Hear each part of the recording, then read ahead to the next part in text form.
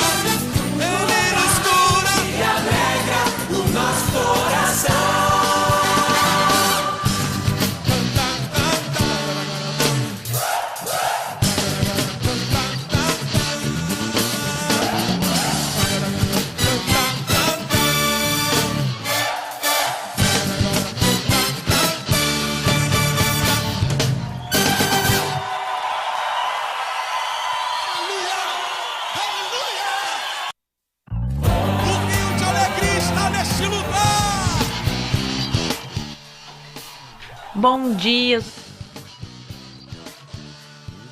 Mais um sábado estamos aqui, né, dando início ao programa Psicologia em Foco. Graças a Deus por mais essa semana que passamos, né? Estamos aqui hoje encerrando a nossa semana, sábado, é o último dia da semana. E graças a Deus por isso que nos concedeu essa oportunidade de mais um final de semana, né, que está se iniciando.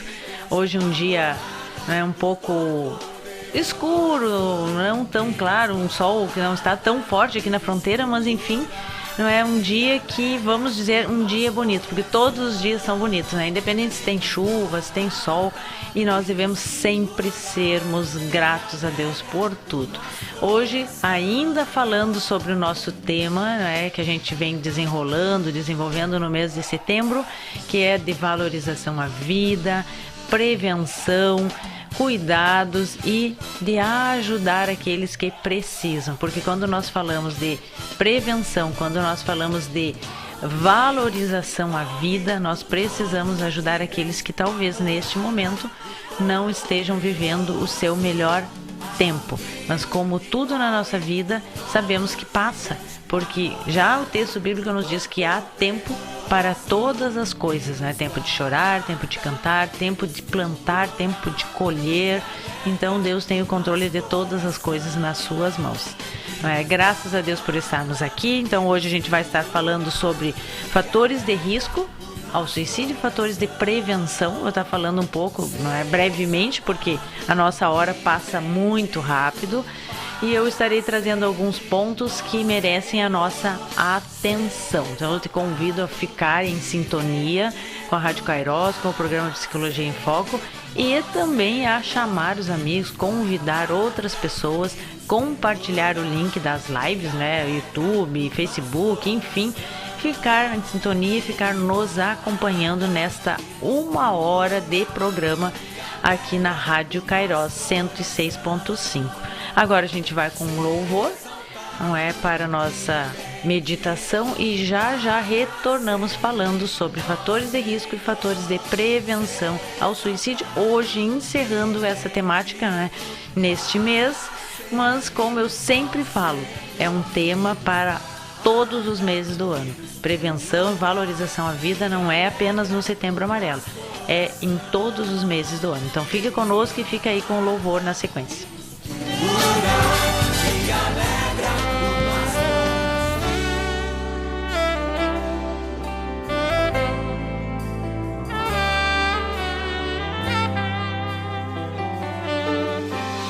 Sei, é bem assim. O medo chega e a aflição destrói as bases que sustentam o coração. Sei, é bem assim. É tão difícil suportar o medo, a dor e essa lágrima no olhar. Não sabes mais o que fazer, nem mesmo para onde ir. A única certeza é que chegou ao fim. Mas se Deus mudou a minha vida, também vai mudar a tua história. Deus não deu seu único filho pra morrer por nós em vão outrora. Derramou seu sangue carmesim por você e também por mim. Você não nasceu para sofrer. Hoje Deus vai te fazer feliz. Vai te arrancar do fundo do poço, te reerguer, te fazer um vaso novo. Vai mostrar pra todos os teus inimigos que Ele sempre esteve contigo. E eles irão te olhar e vão dizer: como é que isso pode acontecer? Ele estava caído, derrotado, hoje está de pé, fortificado. E você vai cantar do outro lado, e você vai cantar do outro lado, e você vai cantar do outro lado o hino da vitória. Só o Senhor é Deus, só Deus é o Senhor. Se Ele te prometeu, se considere mais que vencedor.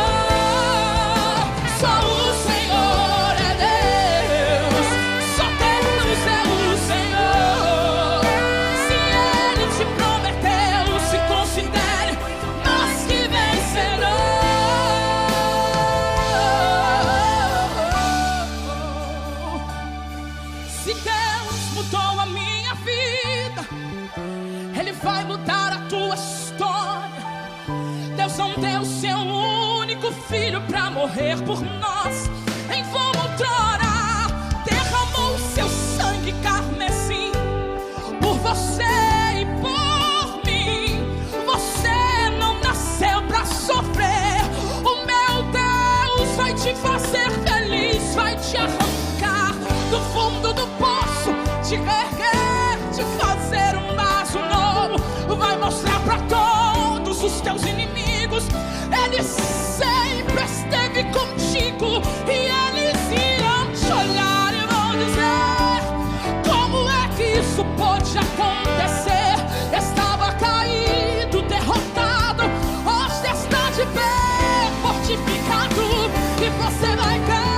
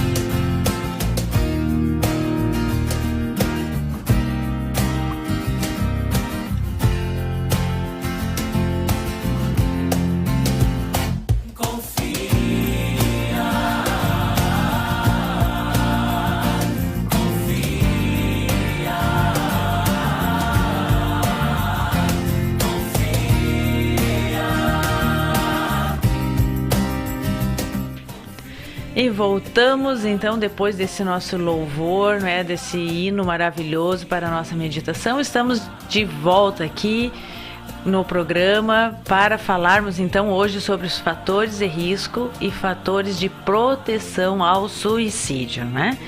Lembrando, vai chamando os amigos, vai compartilhando a live, vai, não é sempre, eu sempre gosto de falar que aquilo que eu gosto, aquilo que é bom para mim, eu quero compartilhar com as outras pessoas. A gente não deve ficar obeso de informações, obeso de conhecimento. Não, a gente deve compartilhar. A gente deve buscar para nós e compartilhar com as demais pessoas também. Então, vai fazendo isso. Então, eu quero começar agora, né, falando sobre os fatores de risco. E depois a gente conclui falando sobre os fatores de proteção, como a gente pode estar ajudando as pessoas e salvando vidas. Muitas pessoas, muitas vezes eu já ouvi, e é até comum, ter uma crença de que o suicídio não se previne. Que se a pessoa ela tem essa ideia que nós não iremos ajudar, ou não iremos conseguir, ou não iremos acessar alguma maneira para prevenir. E isso é uma grande mentira, porque realmente toda a ideia de fazer algo contra si, contra a sua própria vida, pode ser prevenido, sim. Então, nós podemos resgatar vidas desse caminho, nós podemos ajudar pessoas a voltarem a não prosseguirem nessa jornada. Então, é sim possível nós prevenirmos suicídios. Por isso que a campanha, ela vem para falar sobre esse tema, mas não é na ideia de incentivar, como muitas pessoas dizem que falar sobre isso dá ideia e incentiva. Não, porque nós não ficamos falando como é. A gente não fica trazendo relatos de coisas que aconteceram, não. A gente fala das dores da alma, das necessidades, do perfil, das dificuldades que muitas vezes podem fazer com que essa pessoa sinta ou passe pelos seus pensamentos essa ideia. Não é? Então é por isso que a gente sim fala, a gente trabalha nessa campanha, a gente engaja com essa ideia para ajudar pessoas e para salvar vidas. Então, o primeiro, né, ponto que eu quero destacar de risco é quando existe o histórico de tentativas anteriores. Então, aquela pessoa que em algum momento da sua vida ela já tentou isso, é um ponto muito forte na vida dessa pessoa. Ah, mas então todo mundo que uma vez já tentou sempre vai tentar? Não. Por que que não? Porque essa pessoa, ela pode ter tido uma tentativa, pode ter pensamentos e ideação assim, mas ela buscar um tratamento, ela buscar ajuda e ela realmente superar essa fase da sua vida. O que, quando eu falo histórico de tentativas anteriores, é aquela pessoa, é aquele indivíduo que ele tem esse histórico e ele continua ainda mergulhado nessa situação. Continua ainda falando sobre, continua ainda tendo esse desejo e que muitas vezes fica claro para as pessoas. Às vezes, as pessoas que estão próximas não conseguem enxergar, mas está sendo avisado, está sendo dito. Então, se essa pessoa ainda continua num caso de depressão, se essa pessoa ainda continua com as suas emoções, com um adoecimento psíquico, existe um risco. A pessoa, ela pode ter passado por isso e superado, buscado tratamento, buscado ajuda, tratado, elaborado, resolvido, e isso ficou para trás e nunca mais ela vai pensar isso na vida. Temos situações, temos pessoas que relatam isso, que já tentaram, que já pensaram e que hoje elas dizem assim, não, hoje isso não passa mais na minha vida, eu não sei como que eu consegui fazer ou pensar sobre isso. Por quê? Porque estavam adoecidas naquele momento e não sabiam, não conseguiam ver nenhuma outra possibilidade. Então, a pessoa pode sim superar, não é, se curar emocionalmente e não ter mais isso. Agora, se essa pessoa ainda está em sofrimento psíquico, em adoecimento, ela não está bem, então esse é um fator que vai indicar um índice, um risco maior, mais elevado para essa pessoa. Então a gente precisa considerar isso sim e estar atento. Às vezes, a família relata assim, amigos, família, mas ele ou ela está super bem, agora está feliz, nunca mais falou sobre tal coisa. Muitas vezes a pessoa está, entre aspas, está aparentemente parecendo bem, parecendo feliz, porque ela já está com tudo planejado. Ela já tem até data, às vezes. Então, a gente sempre deve estar atento, né, atentos a aquilo que a leitura, aquilo que eu percebo, aquilo que não é dito com palavras. Porque a informação não é transmitida apenas por palavras. Nós expressamos com atitudes, com comportamentos. Então a gente precisa estar aberto a poder entender e fazer essa leitura do outro, compreender o que o outro está passando, o que o outro está transmitindo. Então o histórico de tentativas anteriores é um fator de risco. Transtornos psiquiátricos. O que é isso? Transtornos psiquiátricos são as patologias, são as doenças, são pessoas que têm questões emocionais, psíquicas já de algum tempo, e são pessoas, são indivíduos que têm, que a princípio poderão ter, não é? Eu não vou dizer que são todos, uma predisposição maior para esse ato. Por exemplo, quadros depressivos, não é? Pacientes com transtorno bipolar, transtornos de personalidade, abuso de substâncias psicoativas, né, que são o uso de drogas lícitas e ilícitas, esquizofrenia, tudo isso. Então vocês veem que só isso que eu falei já praticamente, né, abraça todos os problemas emocionais, todas as questões, todos os transtornos, todas as patologias, porque é muito amplo. Dentro de transtornos de personalidade, quantas coisas nós temos? Dentro, né, da questão do abuso de substâncias psicoativas, do uso de drogas, quantas coisas pode um indivíduo desenvolver a partir disso? Então é um leque muito grande. O paciente, a pessoa que tem um transtorno psiquiátrico, ela é uma pessoa que precisa sim ser acompanhado por um profissional, por um psiquiatra, por um psicólogo, por um terapeuta, precisa ser acompanhado. E às vezes até por mais de um, pelo psiquiatra, pelo psicólogo, por outro terapeuta, outro tipo de terapia. Para quê?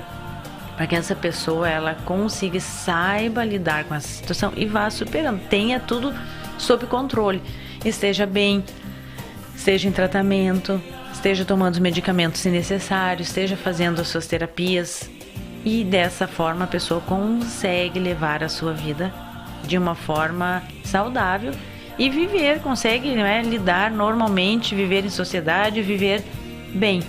Agora, quando a pessoa tem um transtorno, tem qualquer situação dessa, e que a gente vê, infelizmente, não é incomum, a família negar, a pessoa às vezes não se aceita também e a família também não, e aí fica vivendo, né, sob aquela influência daquela doença, daquele transtorno, fica vulnerável, não tem tratamento, não usa o medicamento que precisa, ou às vezes quando usa de forma totalmente errada, quando quer, e aí não vai funcionar, porque esse tipo de medicamento ele precisa seguir como tem que ser.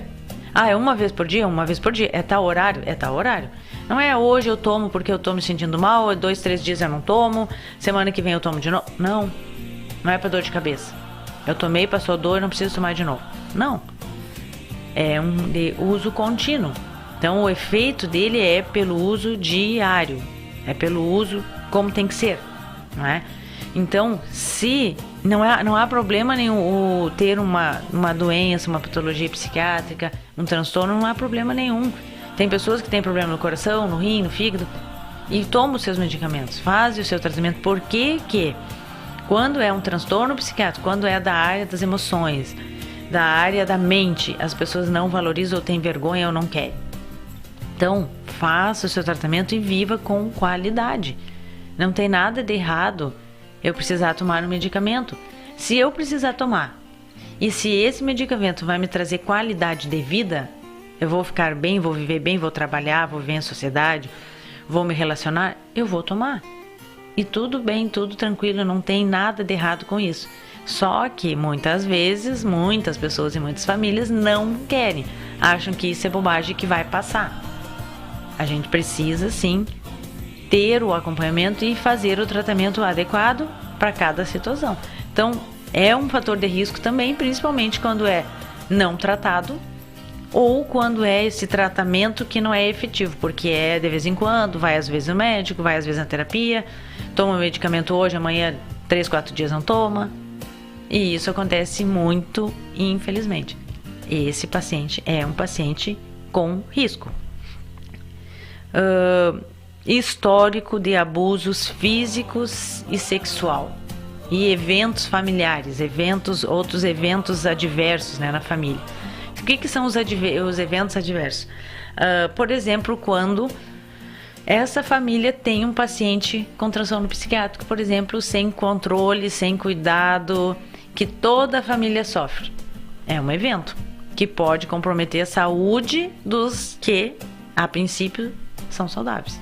Pode comprometer lá no futuro, lá na vida adulta. Uma criança que cresceu com um pai ou uma mãe com transtorno esquizofrênico, né, depressivo em alto grau, enfim, ou outro qualquer, pode ter um comprometimento na sua vida adulta. Abusos é algo que acontece e traz muitos prejuízos na vida das pessoas. Então o abuso, ele tanto pode ser o abuso físico, que é, por exemplo, violência, ambientes muito violentos, onde as pessoas crescem no meio da violência, abuso sexual, a violência sexual, que é um grande trauma também, não é diferente da física, da emocional, todos traumatizam, e a gente não pode achar que esse aqui é mais grave do que esse, não, todos têm gravidade, porque nós não sabemos como é a nossa estrutura emocional. A gente não sabe como é a estrutura emocional daquela criança, daquele adolescente, e o que isso vai acarretar no futuro. E o que é a estrutura emocional? Como que se é mais forte ou mais frágil? Isso é nosso, a gente não tem um termômetro que a gente mede isso. A gente percebe com o passar do tempo que determinada pessoa passou por uma situação X e outra. Às vezes, vamos pegar até irmãos, passam pela mesma situação no mesmo momento, na mesma hora. Traumático igual para os dois, ou para os três. E um desenvolveu um transtorno, outro superou aquilo, foi um momento difícil, superou, ele conseguiu levar a vida normalmente, e o outro até não desenvolveu o transtorno, mas também não tem uma vida tão boa, e aí ele fica no meio termo.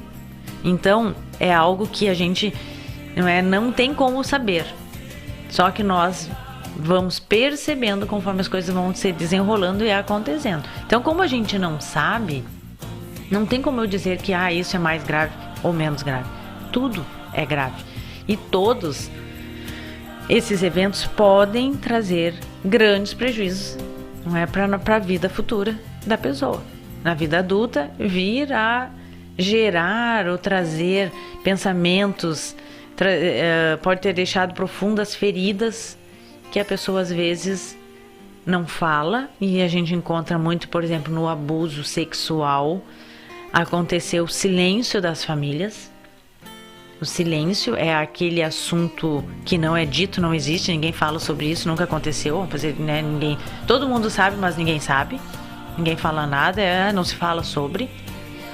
Infelizmente, ainda é muito presente isso, e principalmente quando acontece uma violência, um abuso por membros da família. E eu, enquanto profissional da saúde, já acompanhei muito isso, e eu tenho uma indignação profunda, quando eu escuto um paciente, às vezes um adulto, que chega na minha clínica e relata episódios assim, lá da infância, lá da adolescência, sofridos por tempo, às vezes, mas não importa, se foi por muito tempo ou só foi uma vez, é traumático da mesma maneira, e deu saber assim, que a família sabia, e daí foi assim, não é dito, não é falado. Porque se a gente falar, o que vão pensar, o que os vizinhos vão achar, o que a minha igreja vai achar, o que tal pessoa vai pensar. E não pensam na proteção e no prejuízo que poderá e que irá trazer com certeza para a vida dessa criança ou desse adolescente. Então as pessoas dizem assim, não vamos falar, tudo bem, não, e não se preocupam. Isso me deixa muito revoltada, sabe? É uma coisa que eu fico muito assim, porque a gente tem que pensar sim naquele incapaz ali, que não pode se defender, que é uma criança, que é uma adolescente, e não importa quem é, tem que ser denunciado, tem que ser afastado desta criança, deste lugar, deste meio onde essa criança está sendo exposta de forma vulnerável, ou esse adolescente. Mas essas situações de abuso acontecem muito na vida adulta, casos de depressão profundos, casos de dificuldades em relação à sua sexualidade, casos de não conseguir se relacionar, não conseguir ter um casamento estável, organizado, não consegue se relacionar com as pessoas, e aí não é só relacionamento afetivo, mas relacionamento no trabalho, relacionamento com os amigos, não consegue, aquela pessoa que se isola, aquela pessoa que é muito introspectiva, uma série de coisas. Eu não estou dizendo que todos esses sofreram abuso, mas abuso gera muito desses comportamentos. E então, que pode conduzir a pessoa por esses caminhos de menos-valia, de se achar sujo, de se achar uma pessoa não digna, não capaz e pensar, né, e acabar desenvolvendo transtornos, algum tipo de patologia, algum tipo de comprometimento emocional, com a sua saúde emocional, e pode ser um fator de risco também para o suicídio. Desesperança, né? Aquela pessoa que ela tem baixa autoestima, tem complexo de inferioridade, ela é desesperançosa, ela não acredita no seu potencial, ela não acredita na sua capacidade, ela não consegue enxergar, visualizar tudo aquilo que ela já conquistou na vida, que ela já ganhou, que ela já alcançou. Passou num concurso, tem um bom emprego, se conseguiu se graduar. É esforço da pessoa. Ela não consegue ver isso como algo positivo que foi conquista sua. Ela não consegue ver, ela olha só o lado ruim da sua vida, só o lado ruim das coisas. Mesmo tendo coisas boas, ela não consegue enxergar, ela não consegue visualizar. Então, uma pessoa desesperançosa, é uma pessoa que muitas vezes é um adulto que veio de uma família muito autoritária, onde não tinha vez e nem voz, onde tudo tinha que pedir permissão, nada podia ser feito, nada, é aquela pessoa assim, e aí cresce, se torna aquele adulto assim, inseguro, com complexo de inferioridade. Todo mundo, tudo e todos são melhores que ele, são maiores que ele ou que ela. Então, desesperança. Isso também pode ser um fator de risco. A orientação sexual. Então, a gente sabe e chega muito até nós questões relacionadas à sua opção sexual, à sua sexualidade, e que também muitas vezes se torna um fator de risco. Por quê? Porque devido à dificuldade de aceitação, às vezes de aceitação da própria pessoa e muitas vezes de aceitação também da sociedade, porque a gente sabe que a sociedade critica, rejeita, e isso pode levar esse indivíduo a pensar sobre fazer algo contra si próprio. Então, também a questão da sexualidade pode trazer algum tipo de risco para essa pessoa, para esse indivíduo. Doenças crônicas, doenças sérias, a descoberta de diagnósticos graves também. Então, é importante a pessoa ter um apoio, ter um suporte, ter ali a sua família junto, apoiando, carregando aquela dificuldade junto. Porque quando a pessoa se vê diante de uma situação que, num primeiro momento, é sem esperança, sem possibilidades, pode sim acontecer também desses pensamentos, e isso é um fator de risco. Perdas recentes, e olha o quanto que nós temos vivido perdas, já desses 2 anos que nós estamos enfrentando esse período pandêmico, perdas e mais perdas, e muitas perdas às vezes de uma família, de perder 2, 3 pessoas assim, em menos de uma semana, em um dia perder 2 pessoas, é muito triste. Então o luto, o luto, ele pode causar isso. Vamos imaginar então essa situação que nós, muitas famílias têm vivido, que é de luto assim, um assim em cima do outro, como a gente diz, e não dá nem tempo de elaborar um, e já tem outra perda, e outra perda, e outra perda. Então isso é muito grave e é um fator de risco. Dor crônica, pacientes que têm diagnóstico, que têm doenças que geram dores crônicas, também pode ser, pode se tornar risco. Desemprego, outro fator que nós temos enfrentado grandemente nesse último 1 ano e meio, 2 anos que a gente está indo fechar de pandemia. Muitas pessoas com dificuldades financeiras, perda de emprego, então isso também gera, principalmente para homens, não para mulheres não, mas para homens, porque o homem, por ele ter a responsabilidade de proteger a sua família, de prover o sustento, embora que a gente saiba, e eu gosto sempre de falar que quem provê não é o homem, é Deus que é provedor. Então é Ele que nos dá, e do nada Ele nos dá tudo. Ele não precisa do meu emprego, Ele não precisa do meu salário para prover. Mas enfim, a nossa humanidade, o nosso humano, ele falha, porque a gente nós temos fé, mas muitas vezes nós ficamos abalados com as dificuldades. E isso é comum dentro do nosso ser humano. Então o fator desemprego gera e pode sim fazer com que a pessoa tenha esse ponto como um fator de risco na sua vida. Tudo sempre lembrando assim, dependendo de como é a minha estrutura emocional, de como eu lido com as situações de vida e como eu enfrento os problemas, que é diferente de uma pessoa para outra. Nós não somos iguais, nós não olhamos para o mundo, nós não enfrentamos as dificuldades, as adversidades da mesma maneira. Todos. A gente não é igual. Então, esses são alguns dos fatores de risco que eu quis pontuar, porque eu achei que são bem significativos. E lembrando que a idade, eu acho que eu já falei, que entre 15 e 30 anos, né, então ali adolescência, adulto jovem, são os maiores índices que acontecem, essas fatalidades. E os idosos. Por que os idosos? Porque os idosos têm ficado muito sozinhos. Eles criaram os filhos, muitas vezes daí já estão viúvos, não é? Viúvos, sozinhos, o seu companheiro, sua companheira já não está mais, e eles ficam afastados, distante de todos, porque a gente sabe que, infelizmente, hoje, não é, nós, os mais jovens, nós falhamos, pecamos em não dar a devida atenção aos nossos idosos, como se nós nunca fôssemos envelhecer. E tomara Deus, queira Deus que nós possamos envelhecer, porque só existem duas formas, né? Como eu sempre falo, ou eu morro jovem ou eu envelheço. Eu prefiro envelhecer, né? Com cuidado, bem, sim, mas envelhecer, né? Passar o tempo, porque se não for assim a gente não vai estar aqui. E a gente precisa cuidar dos nossos idosos. A cultura ocidental não tem, não é? O ocidental, nós não temos esse hábito.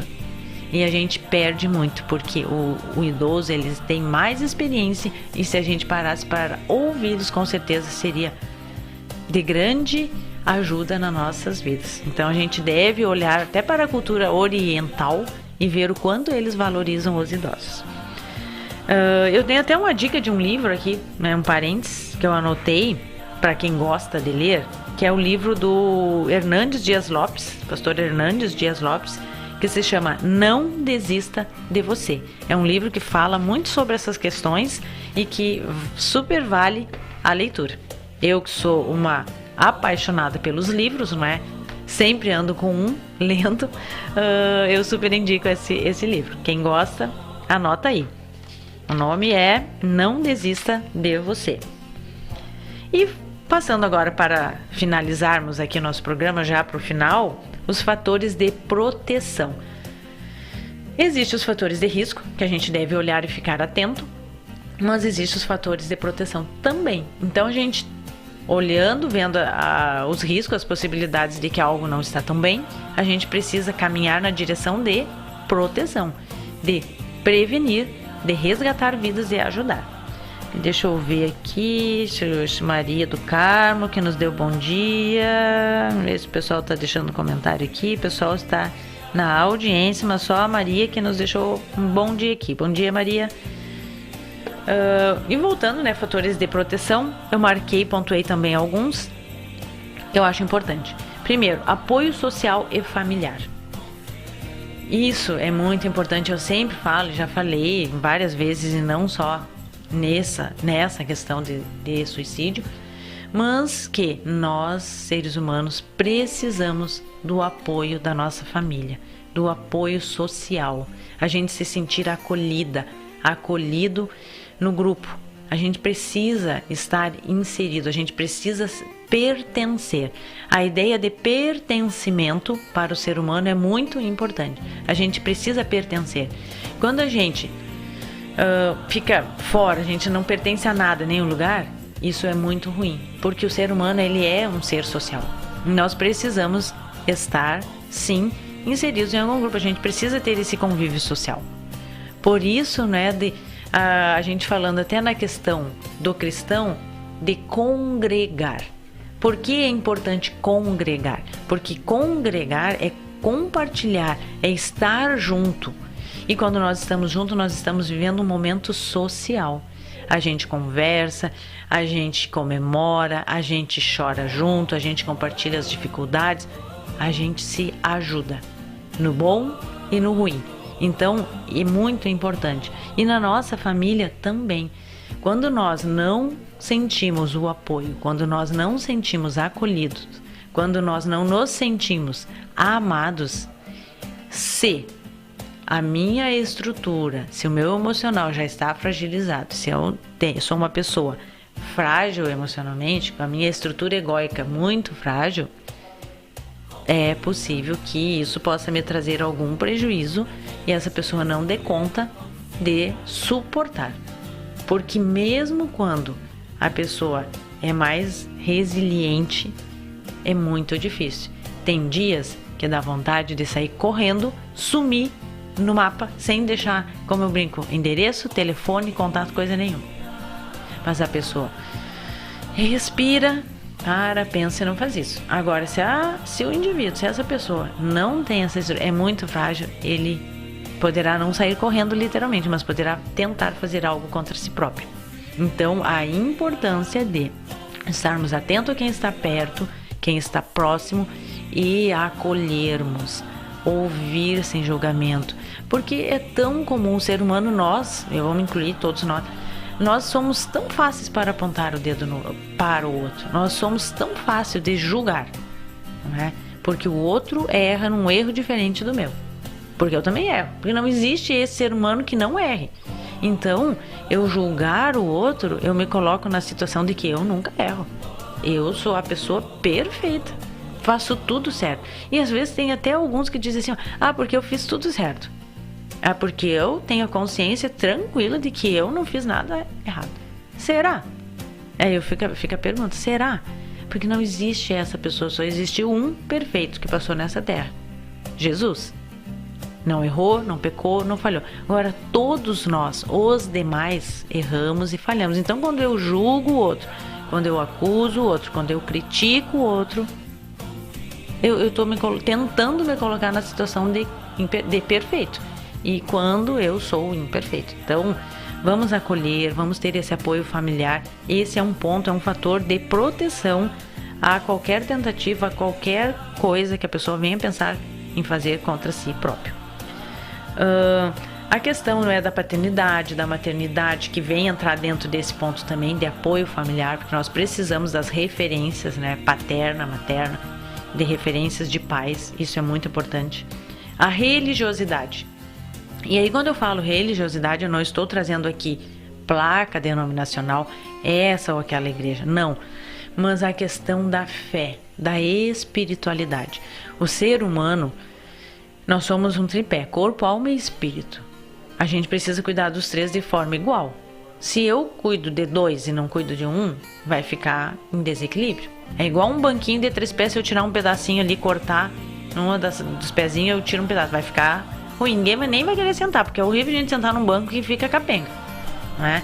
Então a mesma coisa, a nossa vida vai ficar capenga, vai ficar em desequilíbrio. A gente precisa cuidar da espiritualidade. Não importa, eu não sei se tu acredita, eu acredito em Deus, mas eu não sei se tu acredita em Deus, se tu acredita no universo, na energia, no cosmos, eu não sei. Mas a gente precisa ter a nossa espiritualidade alinhada. A gente precisa saber que existe o nosso lado dentro do humano espiritual, da nossa espiritualidade, e a gente precisa cuidar dele tanto quanto eu cuido das emoções, dos sentimentos e do nosso corpo físico. Então, religiosidade é nesse sentido de espiritualidade, de fé, de crer que nós não somos apenas isso que nós vimos. O estilo de vida também é um fator de proteção. Por quê? Porque se eu cuidar bem da minha alimentação, se eu procurar ter uma alimentação saudável, alimentos que me fazem bem, que me ajudam, que fazem bem para o meu organismo, vai ser bom para mim. Porque a gente sabe, por exemplo, algo bem simples. O açúcar, o consumo excessivo de açúcar deixa a pessoa agitada. E tem algumas pessoas que se comem muito doce, ela comer muito doce hoje, muito sorvete, muito chocolate, muito doce, ela vai ficar extremamente agitada, acelerada, porque comeu açúcar. Porque é açúcar. Outros, até nem tanto, não vai aparecer isso de uma forma tão assim, exacerbada. Mas como a gente não sabe direito, e quando a gente percebe isso, a gente tem que começar a cuidar. Então, a alimentação interfere no nosso organismo, no nosso comportamento, nas nossas atitudes. Muitas pessoas não podem tomar chá, chimarrão, café, depois que passa 5, 6 horas da tarde, porque não conseguem dormir. Então, não vai dormir bem, não vai ter um dia bom, o dia seguinte não vai ser bom, vai ficar talvez irritada, intolerante, dificulta relacionamento. Então, vocês veem que tudo vai se linkando uma coisa com a outra. Eu não tenho esse problema, eu posso tomar café meia-noite, 11 horas e eu vou dormir igual, mas tem pessoas que não. Então a gente precisa ir se autoconhecendo para poder entender e ver o que me faz bem de alimento, o que não, o que eu posso, o que eu não posso, e assim a gente vai alinhando a nossa saúde. Atividades físicas também, porque quando a gente pratica uma atividade física, não é, hormônios são liberados no nosso corpo que nos trazem satisfação, nos trazem alegria, e isso nos ajuda, nos motiva para a vida. Sem contar que faz bem para o corpo, essa é saúde também. Então tudo vai se alinhando, e isso são fatores de proteção. A integração social, né, como eu já falei, estar integrado, ser pertencente, ter um grupo, ir à igreja, participar de um clube de serviço, clube social, clube social bolachinha, né? Mas é um clube social. Participar, ter amigos, compartilhar, conversar, ter um grupo de devocional, de oração, enfim, mas seja pertencente a algum lugar. Não dá, nós não fomos feitos e não dá para viver somente em casa, só no escuro, sem pegar sol, sem sair, sem ver gente. Eu, particularmente, gosto muito de conversar, de ver gente, de pegar sol, e isso faz muito bem para todos nós, até porque pegar sol é vitamina D, e vitamina D previne depressão.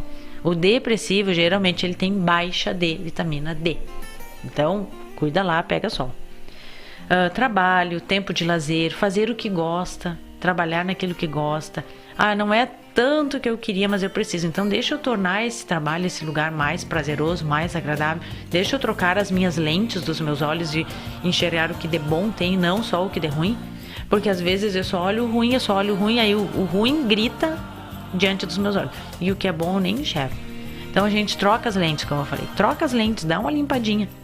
Pensa quem usa óculos, tá usando óculos com a lente toda suja, vai lá e limpa, dá uma lavadinha, limpa, não consegue ver melhor?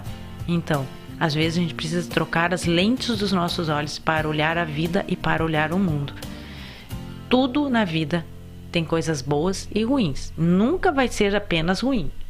Só que quando muitas vezes eu decido e eu teimo e eu sou aquela pessoa orgulhosa e eu só quero enxergar o ruim e eu não quero me permitir, muitas vezes eu percebo isso, que a pessoa não quer se permitir ver o bom, ela vai sofrer, né? Então, como diz o próprio texto bíblico, todas as coisas colaboram para o bem daqueles que amam a Deus. Não diz assim, algumas coisas, ou só as coisas boas, ou só as coisas que eu gosto. Não, diz todas as coisas. Então, todas as coisas significa todas as coisas. As coisas que às vezes eu não acho bom para mim e as coisas que às vezes eu acho bom. São todas elas. Todas. Então, todas elas estão colaborando. Então, vamos mudar o nosso olhar, as lentes dos nossos olhos para enxergar aquilo que de bom tem naquela situação. Porque tem. Eu garanto, eu asseguro para ti 100% de que tem. Pode ser uma coisinha, 2, mas tem. Então, olha que tu vais encontrar. Certo? Eram esses os fatores que eu queria hoje pontuar para vocês. Já está aqui faltando acho que 3 minutos para a gente encerrar o programa, não é? Agradeço a tua participação, a tua audiência, não é? Ter nos acompanhado em mais este sábado. No próximo já estaremos no mês de outubro vindo aí com novos assuntos, novas temáticas, e eu te convido a estar comigo, estar conosco aqui, sintonizados, né, nas ondas da Rádio Kairos para mais um programa. Que Deus te abençoe, um ótimo sábado, um ótimo final de semana. Fiquem todos com Deus e espero vocês no próximo sábado, se Deus quiser. Tchau, tchau.